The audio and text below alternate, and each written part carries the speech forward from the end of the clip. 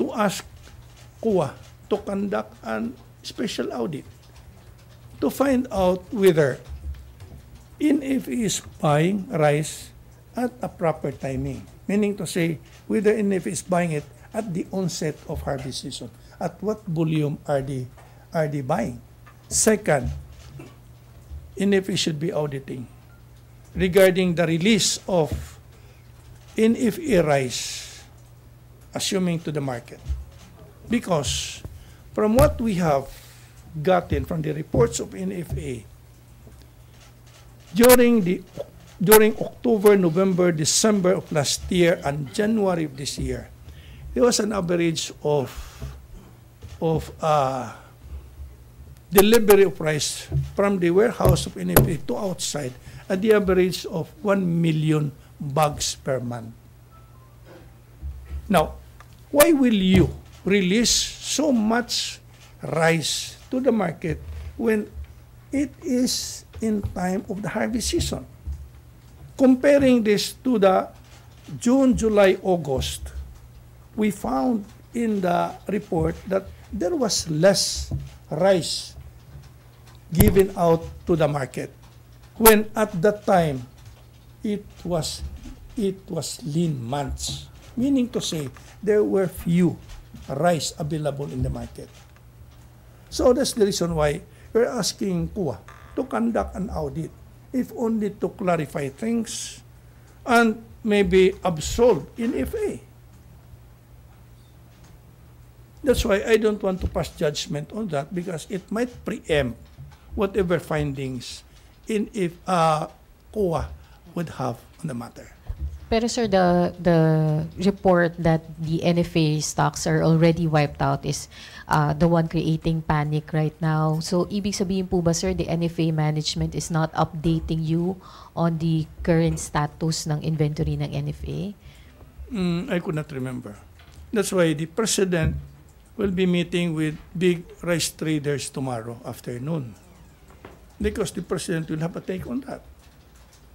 In fact, if there is a sector in our country that can manipulate the presence of rice in our market, it's the traders. An irresponsible issuance of a statement that there is no more rice in our market would immediately create a reaction on people who do have rice on their hands. Withdraw this and speculate the day when to release it at a higher price, Sir, at the detriment of the consuming public. Sir, you also mentioned that they are creating an artificial shortage. They meaning the NFA management, sir? Of course, with their statement. Well, they are not the ones creating it, but the reaction to their statement would eventually make the traders withdraw the rice to speculate on higher price of rice in few weeks from now. And last, sir, yung sa meeting ni President Duterte, yung pinatawag po niya, pinatawag po because of the reports na wiped out na? During the March 19 meeting, it was proposed by the Department of Agriculture Secretary that rice traders should be called and let the President talk to them so that we can preempt whatever plans of these traders, and we can ask the traders to help us rather than take advantage of a situation to make money at the expense of the consuming public.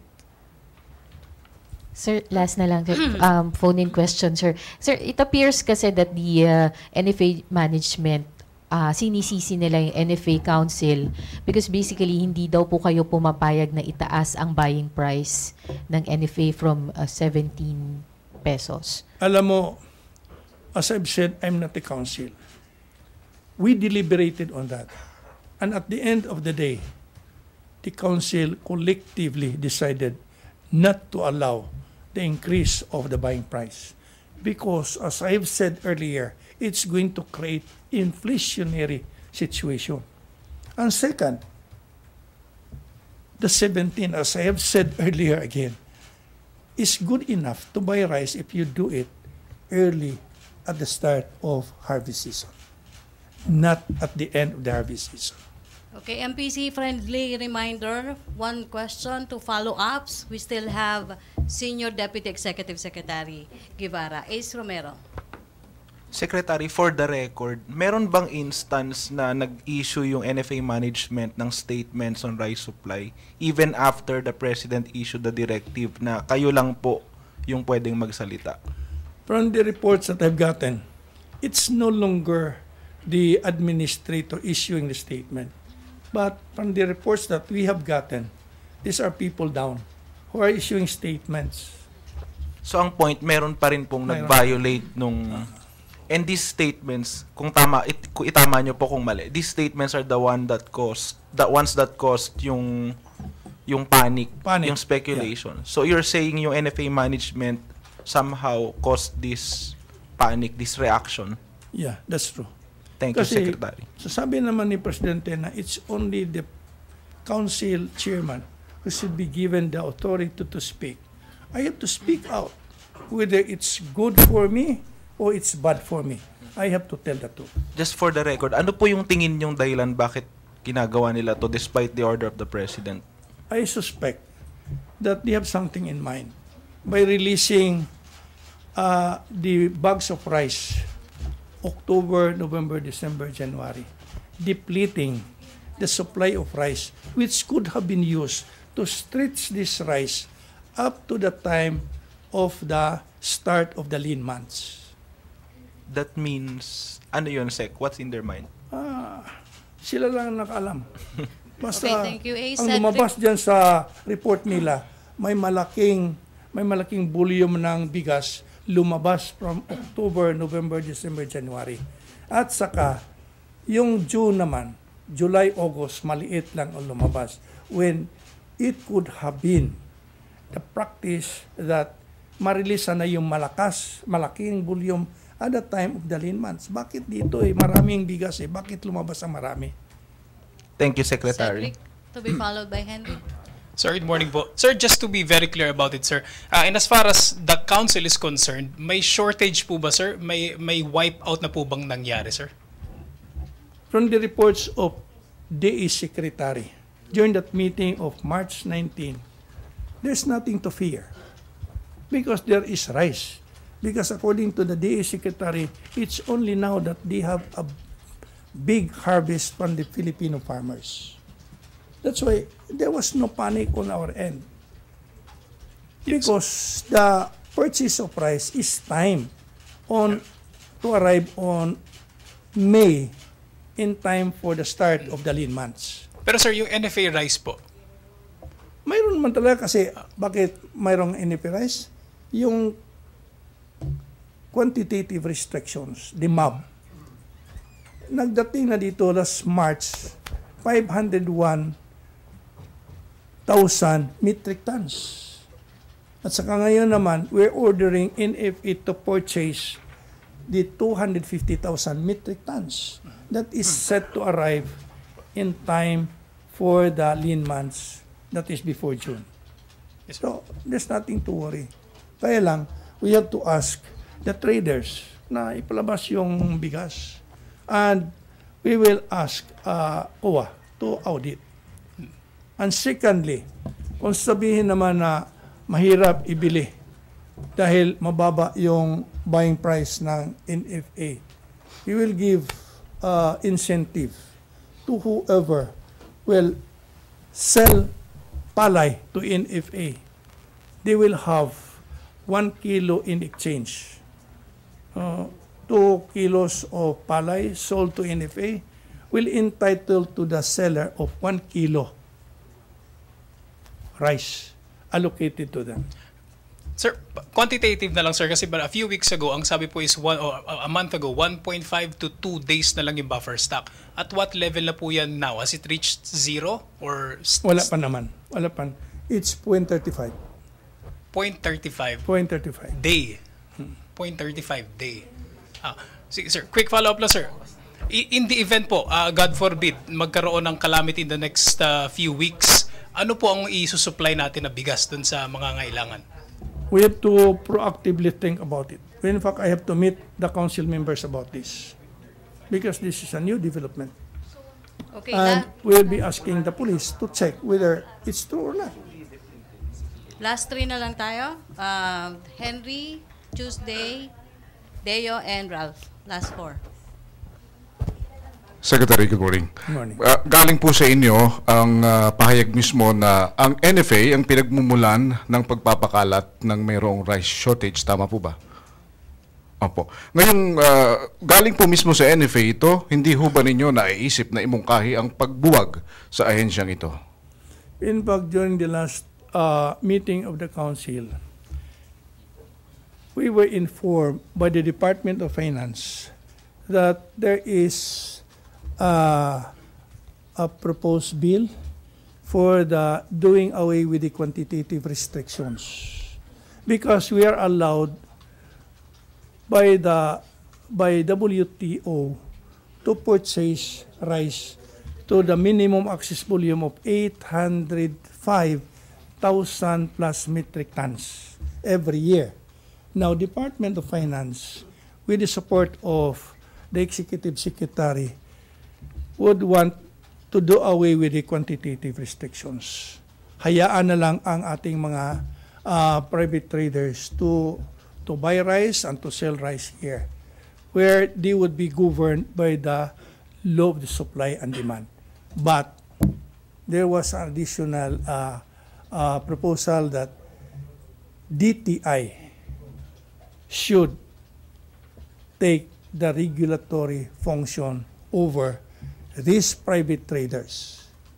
Meaning to say that DTI will have to put tags on the rice that this is done by private traders and put under the SRP, suggested retail price. Kasi alam mo naman dito ay magkano lang ang bentang bigas niyan sa labas. So based on this selling price of rice from outside, makompute na rin dito, including the profit of private traders, how much this rice should be sold in our market. That is friendly to our consuming public. In other especially words, the poor. Secretary, ikinukonsidera ho ang pagbuwag na sa NFA. Kinukonsidera na yan. Now, regarding the abolition of NFA, NFA could only be abolished first if we have enough rice produced in our country to feed our people. Second, if we follow the proposal of the Department of Finance to do away with the quantitative restrictions, definitely mawala yung NFA because we will now allow private traders to buy and sell this rice here in our country. Ngayon pong marami ho ang namumroblema ang mga mamimili. Ano ho yung immediate and doable solution na nakikita po ninyo sa Konseho at ng Malacañang para yung mga naghahanap ng murang NFA rice ay kaagad-agad po ay matugunan ang kanilang problema? Ang una talaga dito for medium term, i-fast track yung pagbili ng bigas.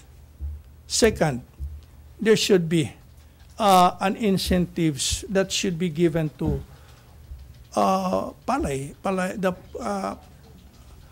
Filipino farmers to sell rice using incentives that will give them that interest to sell their palay to government, to the NFA. Third, there should be an active monitoring on the warehouses for us to know whether there is rice hoarded or rice that should be brought to the market. Okay, Tuesday New. Hi, sir. Sir, nabanggit niyo po kanina na iminungkahi ninyo na i-audit ng COA yung mga bigas ng NFA. Nagawa na po ba ito at mayroon na po bang report ang COA tungkol Ganito, dito? ma'am. Just recently, we passed the resolution. And in fact, the communication was already given to COA. Now, we will be meeting with COA to discuss on the nitty-gritty regarding this audit. What would be the scope of the audit, the time frame, parang ganun ba? So wala pa po Wala pa. result. Opo. In fact, I asked my ASIC to go to COA tomorrow to set the time frame Alright. and the contents of such audit. Another question, sir. Nabanggit din po ninyo na ikinukonsidera na ang pagbuwag sa NFA. Pero mangyayari lamang po ito, sabi ninyo, kung mayroon ng sapat na supply ng bigas ang bansa. Hindi po kaya yan yung dahilan kung bakit pinalalabas ng NFA, katulad ng sinabi ninyo, na kokonti ang supply para hindi sila mabuwag? Ikaw nagsabi niyan.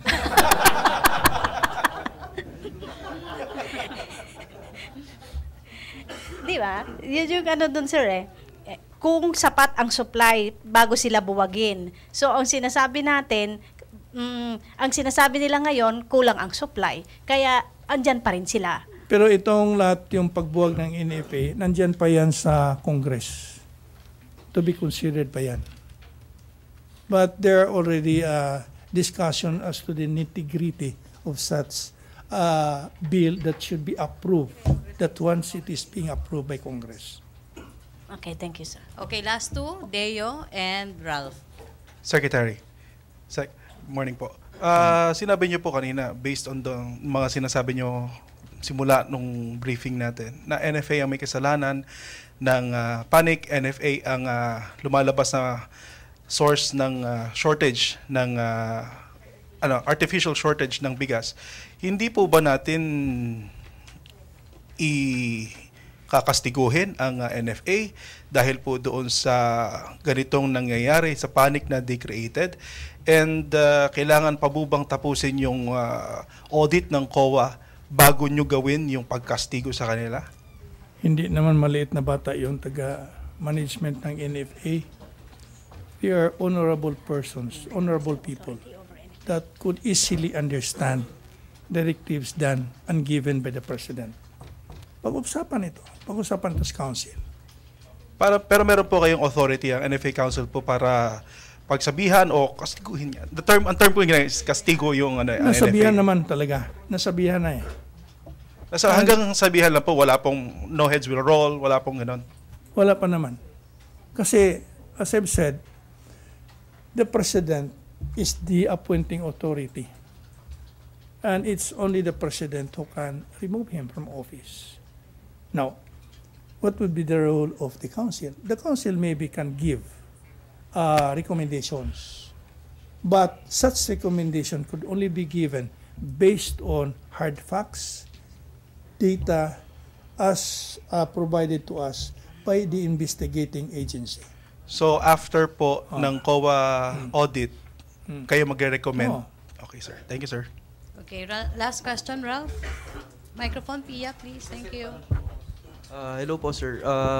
Kailan po na-open yung minimum access volume po? Pardon? Yung minimum access volume po. Minimum access volume for this year arrived last March with a volume of 501,000 metric tons. That is apart from the harvest of the first quarter of this year. And that is apart from the projected 250,000 metric tons that will be purchased and to arrive before June. Ba't po na late yung pag-open? Na late? Hindi naman late yan. Kasi ang sabi ko kanina na the council decides when to buy so as not to impact negatively on the production of the Filipino farmers. Kasi kung magka-timing yan, we have to let this rice arrive in times of harvest season, definitely it's going to impact negatively on the produce of the farmers. Okay. Wala pong bagong inaay na MAV ngayon. Pardon? Wala pong sorry po. Wala pong bagong inaay na MAV ngayon. The 300 plus is set to arrive in August. Thank you, sir. Thank you. Okay, sorry sir, may pahabol. Pia and Tuesday? Tigi-tigis. Sir, last na lang sir, pahabol ng reporter namin. Sir, please explain daw how decisions in the council are made when there's only one member from the NFA, DA is not represented, and there's only one representative from the farmers group who has no voting powers. All of the members, as I have mentioned earlier, do have voting powers. Now, when the executive order number 1 was issued at the start of the Duterte administration, NFA was put under the office of the cabinet secretary. I don't know if it was deliberate or not that the membership of the DA secretary was not found. Now, there is no problem to amend that. It's the order of the president to amend that, because he will be eventually to sign such amended executive order. At any rate, the past 3 or 4 meetings that we had, DA secretary is invited, but his representative, Yusik Kayanan, was the one attending in behalf of DA Secretary Pinyol. But last March 19, it was DA Pinyol who attended, because it is important for us to know the data of harvest that should be given by the Department of Agriculture for us to come up with a decision, as I've said, when to buy, at what volume to buy, and what mode of procurement we have to use in buying. Okay, thank you. A final question, Tuesday. Sir, currently kasi sir, naglilibot tayo sa mga palengke, kukonti talaga yung may nabibilhan ng NFA rice. Dito pa lang po yun sa Metro Manila. Hindi pa po yung mga nasa probinsya. So, kailan po tayo makakakita na sapat yung NFA rice supply sa market? Kasi yun po yung hinahanap ng mahihirap nating kababayan. That should be answered by the management, because council gives the directives. It's now up to the management to be creative, to be proactive in sourcing out rice that could be brought to the market. Last natin, clarification lang sir. Dun sa 0.35 day na supply ng NFA, mga gaano karami po yun o ilang bags yun? Mga 200,000.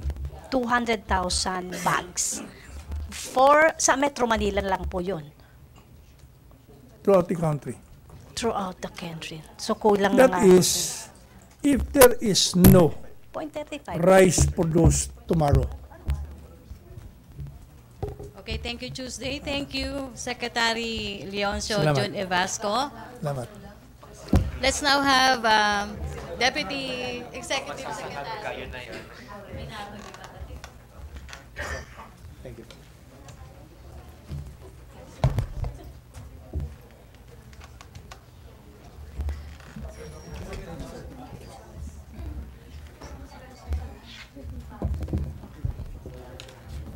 Let's start with some good news. On the Moody's report on the Philippines, we welcome the latest announcement of the Moody's Investor Service, quoting its report, quote, FAQ on overheating risks, quote unquote, that the Philippines is one of the fastest growing economies in the Asia Pacific in 2017.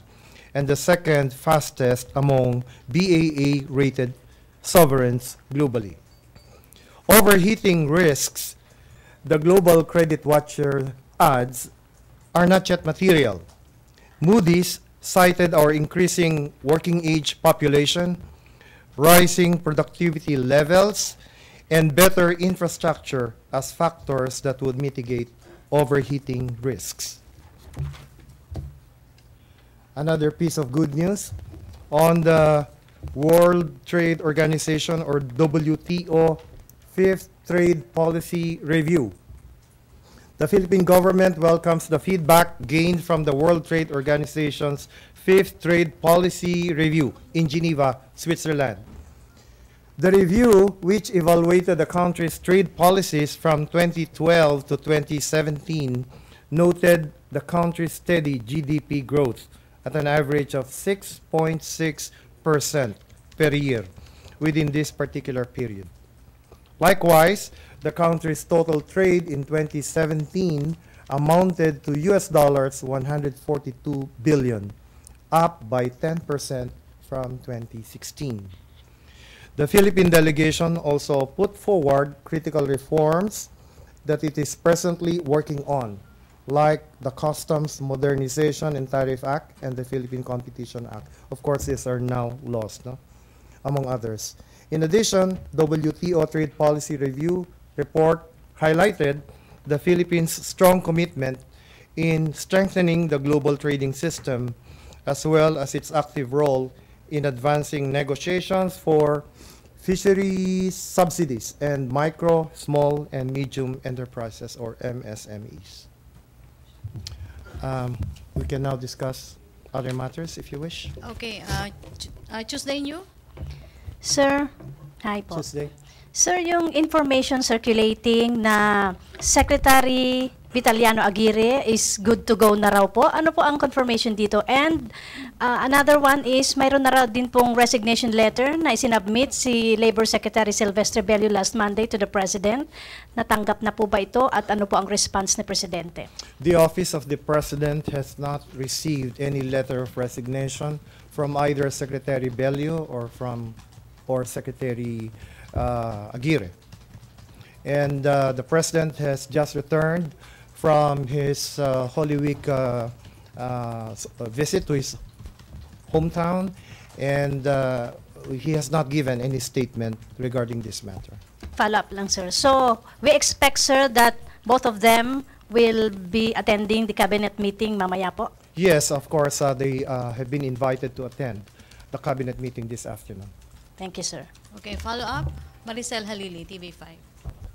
Hi, sir. Good morning. Sir, how satisfied is the President with the performance of Secretary Aguirre? He has been generally satisfied with the performance of the Secretary of Justice. Well, except for certain debacles that happened to the DOJ recently. The President did not hide his displeasure about certain developments pertaining to the war on drugs, no? More specifically, the dismissal of charges against certain high-profile suspects. But when the President mentioned a few weeks ago that he is not satisfied anymore with some of the members of his cabinet, who is referring to? I really am not in a position to say whom he was referring to. If any action along this line will have to be taken by the President, I guess he himself will make that announcement. But do we expect a cabinet revamp anytime soon? We are not aware of any impending cabinet revamp. Thank you, sir. Follow-up? Other issue, Laila? Good morning, sir. Sir, on the Supreme Court directive to submit the PNP reports on the Oplan-Tokhang operations, what does the palace think of this? Do you have any concerns about this, considering the earlier reluctance of the government to share these reports? The Office of the Solicitor General has argued that there are certain security concerns that need to be addressed in connection with this matter. But since the Supreme Court itself has apparently made a final order for the production of these particular documents by the law enforcement agencies of the government, I guess we have no other alternative except to comply, subject probably to certain security checks or requirements that must be complied with and observed. Sir, will Malacañang direct the PNP to submit this report? There is no need for Malacañang to direct the PNP. You expect so. them to comply with it? Yes, of course. If that's the final order of the Supreme Court, all agencies of the government bound by that order are supposed to comply and follow. Sir, do you think the submission of these reports would have any effect adverse or otherwise on the ongoing war against drugs? Wala naman kaming nakikitang potential effect dahil wala namang itinatago ang mga law enforcement agencies dito sa mga dokumentong ito. Except for the security ng, let's say, mga possible witnesses and so forth and so on. Thank you. Okay, may follow up? Other issue, Ace? Ace? Secretary, good morning. The President said he's now open to resuming peace talks again with the communists. Ano po yung implication nito dun sa petition na final ng Duterte administration sa court asking the court to declare certain persons associated with the left to declare them as terrorists? Walang epekto itong sinabi ng Presidente na open siya. No? Of course, yung sinabi ng Presidente na open siya na makipag-usap uli sa mga rebelde ay subject to certain preconditions, no? Like stop ang lahat ng pag-atake nila sa mga government and even private facilities like construction equipment. All right? And certain other conditions like itigil nila ang pangongolekta ng mga revolutionary taxes from residents of particular areas and so forth and so on. But for now, that statement by the President, which is premised on certain preconditions, will not affect in any way the pending petition for the proscription of certain individuals as terrorists or violators of the Human Security Act. Ba't hindi po maapektuhan yung petition? Unang-una ay wala pa naman yung mga pag-uusap na yon, no, at hindi pa naman yun nangyayari. At meron kasing mga standards or criteria under the law itself, no, Human Security Act, which is basically our anti-terrorism law, na magsasabi kung ang isang individual o ang isang grupo o pangkat ay masasabi nga natin na isang terrorist group. Kasi yung ibang mga nasa listahan, Secretary, if I'm not mistaken, some of them are supposedly peace consultants nung NDF. So, mananatili pa rin yung terror tag na yun hanggat walang direct. For as long as yung legal petition requirements under the Human Security Act are met, then the government will pursue its proscription action against these people, regardless of the fact na coincidentally, they are supposed to be, quote-unquote, consultants sa peace process. Last po sa akin, Sec. What prompted the President to change his mind or to change tone regarding the peace talks with the Reds, considering in the previous weeks, panay yung banat niya kay Joma Sison, sa Reds. Ano po yung nagpabago nung kanyang isip? Hindi ko masasagot ng diretsuhan kung ano ang nagpabago sa kanyang pag-iisip. Ang masasabi ko lang naman ay ang presidente naman natin ay always keeps an open mind regarding this matter. Ang alam ko naman ay ang pangkalahatang kapayapaan, no, pangmatagalang kapayapaan ay nasa kanyang isip lagi. At kung makakatulong ang pagre-reopen ng peace talks, why not? Thank you, Secretary. Okay, Laila Salaveria. Laila? Sir, good morning. Sir, Yes. may we know what are the recommendations of the Office of the President on Boracay, apart from the proposals of the different departments? All right. Ang Office of the President mismo ay kasalukuyang pinag-aaralan ang mga rekomendasyon ng mga iba-ibang ahensya. No? Nasabi ko na sa inyo noong nakaraang briefing na merong submission ang Department of the Environment and Natural Resources, DILG, local governments, no? And also the Department of Tourism for the total closure of Boracay Island. Ganun pa man, meron pa ring ibang agencies like the Department of Trade and Industry na nagre-recommend na gawing partial or in phases ang pag-rehabilitate ng Boracay Island. Kung di ako nagkakamali ay may mungkahi rin naman ang Secretary of Finance about the timing kung kailan natin dapat simulan itong aksyon tungkol sa Boracay. So yan ay sasama-sama namin sa Office of the President, and hopefully we should be able to submit a memorandum for the President's consideration bago cabinet meeting mamayang hapon. Pero nag-expect kami ng malawakang pagtalakay dito sa bagay na ito tungkol sa Boracay mamayang hapon. Kasi maraming issues na dapat na malinawang mabuti. Ha? Number 1, ano ba ang kailangan gawin talaga sa Boracay? Number 2, yung sa mga gagawin na yan sa Boracay, like halimbawa yung sa drainage, sewerage system nila, kailangan bang masara ang Boracay? Kung siya ay masasara, yun ba ay total or partial? At kung yun ay sasagawa, kailan ba dapat simulan yan? At huli, kung sakali mang nahandyan na yan, ano ang mga measures na dapat na gawin ng national at local government para yung mga maapektuhan ay wag namang masyadong mahirapan. So yung mga bagay na yan ay tatalakaying mabuti mamayang cabinet meeting. Sir, since na-mention na yung cabinet meeting, ano pa po yung mga naka-agenda na issues later? Yun ang pinakamahalaga sa aking tingin. Ano? Pero meron pang ibang agenda items like yung sa Cebu bus rapid transit and so forth and so on. But I think this one stands out above the rest. Okay, MPC, question, Hannah? Okay na?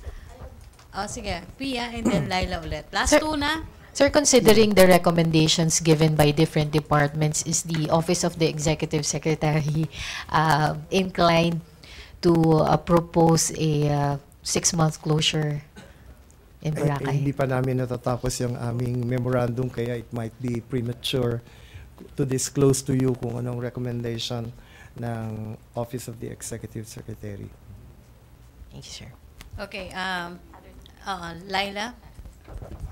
Sir, since you mentioned last Monday that the President can't end contractualization through an EO, some labor groups are protesting and some of them are saying that the palace doesn't have the political will to fulfill the President's promise to end contractualization or endo. Sir, what do you think about Mabuti this? naman at naitanong mo uli yung katanungan na yan. No? Kasi hindi naman ibig sabihin na kung hindi magagawa sa pamamagitan ng isang executive order ang total ban on contractualization ay ibig sabihin nun ay tinatalikuran na ng presidente ang kanyang pangako tungkol sa pagtigil or paghinto ng contractualization. No?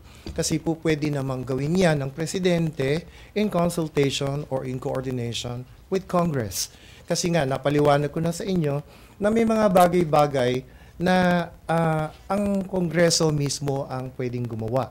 Kamukha ng mga provision sa labor code. Batas yun eh. So, kung kailangan may baguhin doon, ang Kongreso rin mismo ang dapat na magbago noon. At ang magagawa ng ehekutibo roon ay makipagtulungan, no?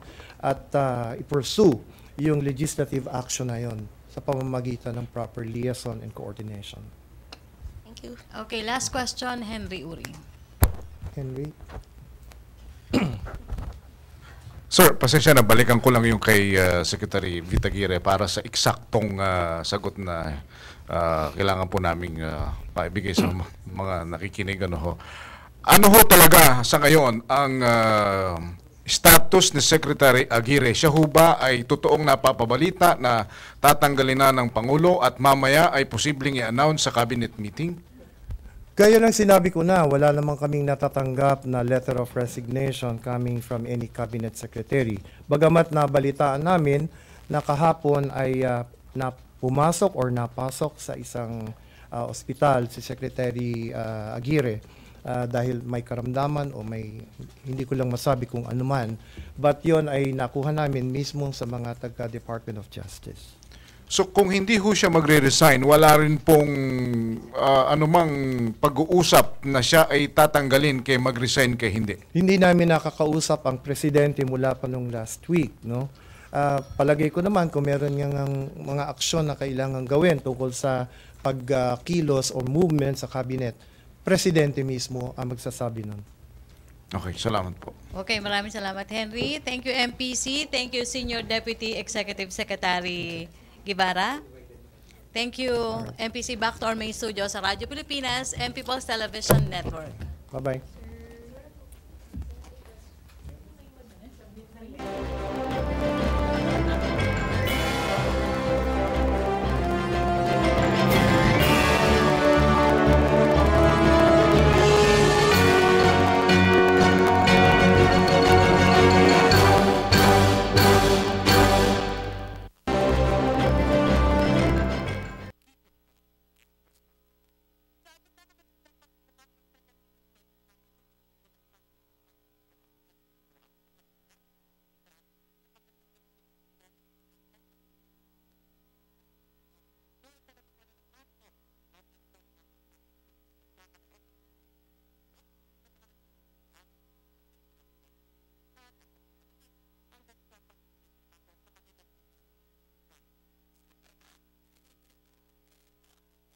Susan Enriquez at Lara Roque sa Easy Easy Ha.